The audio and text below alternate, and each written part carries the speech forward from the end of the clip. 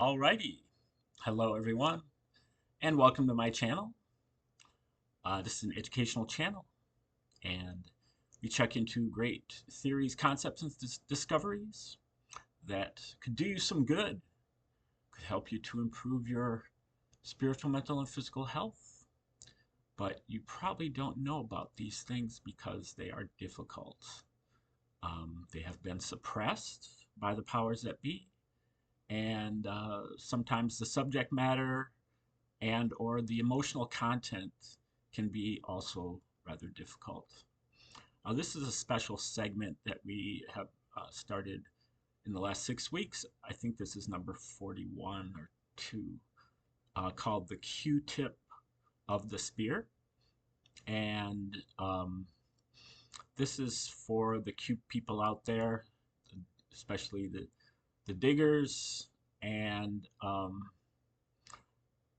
it's just some commentary on me having listened to some of the tip of the spear, in my opinion, um, people in that realm, and just a little commentary on how we're doing moving forward. And it just looks like there's some exciting news going on. It's very difficult to interpret what's happening, who is a single agent, who's a double agent, and who's a triple agent, and stuff like that. But the one thing that I think that you can kind of bet on is that there's a false flag coming. If Iran is going to be negotiating, they're going to be successful negotiations with Iran, you could pretty much guarantee that there's going to be some type of atrocity that either occurs or is attempted, um, that will be blamed on Iran. But we all know who it really is. It's, you know, that other country that begins with I. It's not Iraq. And they have a very vested interest in this war going on for as long as possible. And nobody else does. So, and this is right down the alley of their MO. Um, so now there's probably a lot of you patriots out there that still kind of cling to these people that govern that country in the wretched desert there, that I think give them a free pass in a certain way. First of all, they hide behind the um, victim Olympics. Um, Usually, you know, edging out black people for the gold medal. Um, and They have kind of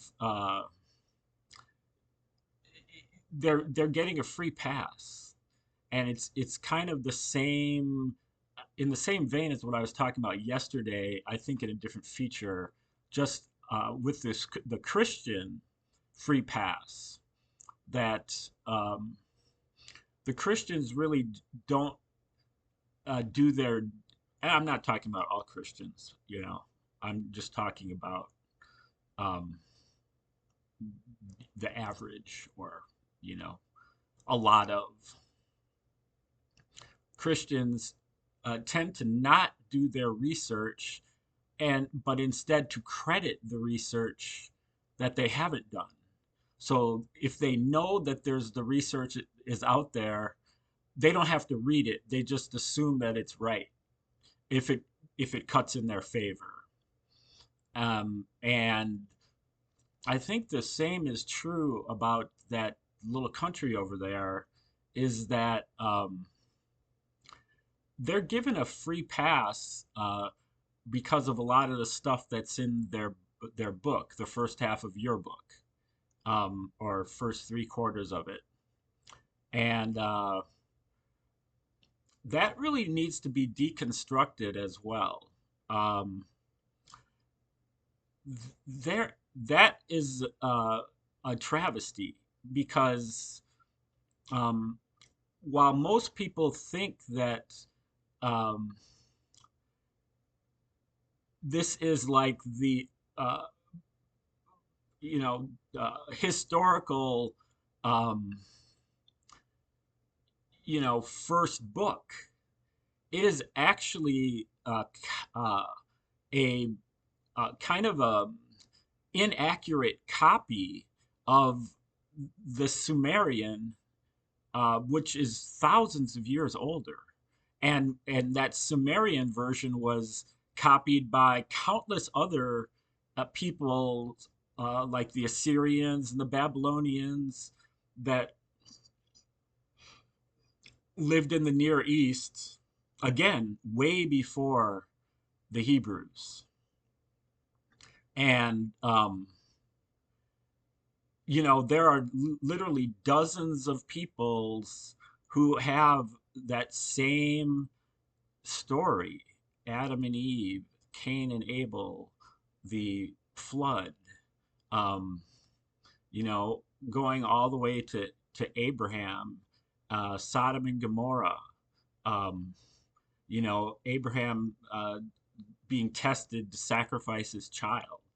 These stories are in um, much, much, much older books, in more detail, and kind of a lot of times with a different emphasis, and really even a different moral of the story. And for some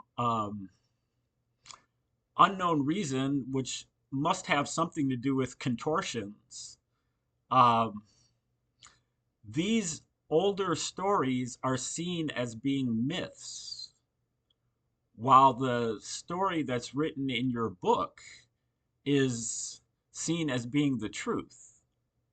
So the derivative story is the truth, but the source is a myth. Just, I don't like this saying, but let that sink in. That makes no sense at all. And it's absurdity. And that's kind of what we need to kind of root out of this, uh, this movement, is the level of absurdity. And again, especially in these belief systems that just don't add up. But in particular, right now, we're talking about this, you know, Middle Eastern one that is, uh, you know, uh, got this uh, God who is a God with a small g, Yahweh Elohim, member of the Elohim. His name was Yahweh. He was a member of the Elohim. He was anything but a God.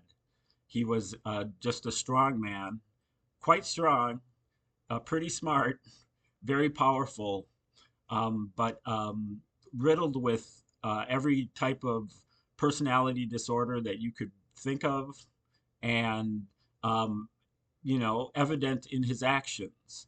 Uh, Incredibly bad anger management issues, um, obsessive compulsive disorder, jealous and zealous, and indecisive and impulsive and arbitrary and capricious, and heavily addicted to smoking animal fat. Um, this is not God. That's not what we're talking about. And there is no morals in the book either. The book is, can you obey Yahweh? If you can, you're good. If you can't, then you're not. It doesn't have anything to do with any type of morals, like what's right or wrong.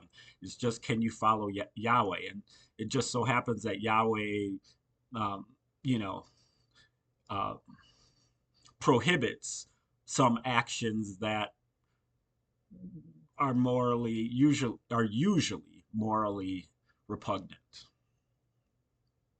Um, so, um, I think if we could kind of get over that barrier, then when they start pulling these false flags like this, like they're about to, um, we can call them out a little bit quicker and not feel so bad about it and confront the boss with it if he's going to back them up, or pretend to.